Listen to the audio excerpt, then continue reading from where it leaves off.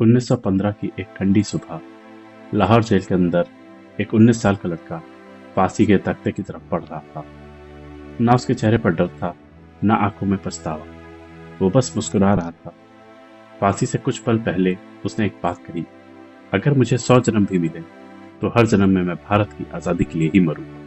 लेकिन सवाल ये है, आखिर कौन था वो 19 साल का नौजवान जिससे अंग्रेज सरकार इतनी डर गई थी कि उसे जिंदा रहने देना उन्हें खतरा लगने लगा।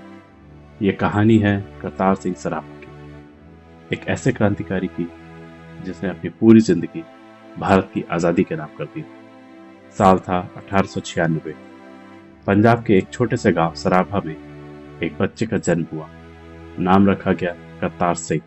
बचपन से ही तेज दिमाग, निडर स्वभाव और दिल में कुछ बड़ा करने की चाह। लेकिन उस समय भारत गुलाम था। अंग्रेजों की हुकूमत हर भारतीय की जिंदगी पर हावी थी और यही गुलामी धीरे धीरे करतार सिंह के दिल में क्रांति की आग बनकर चलने लगी। साल 1912। सिर्फ 16 साल की उम्र में करतार सिंह पढ़ाई के लिए अमेरिका चले गए। लेकिन वहां पहुंचकर उन्होंने एक कड़वी सच्चाई देखी। विदेशों में भारतीयों को नीचा समझा जाता था, उनके साथ अपमानजनक व्यवहार किया जाता था।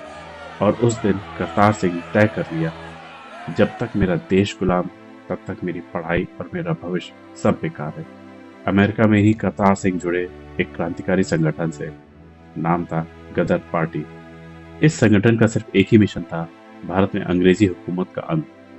करतार सिंह बहुत जल्द ही इस आंदोलन की जान बन गए। वो लेख लिखते थे, अखबार छापते थे और दुनिया भर में क्रांति का संदेश फैलाते थे। उनके हर शब्द में आज़ादी की आग थी। फिर आया साल 1915।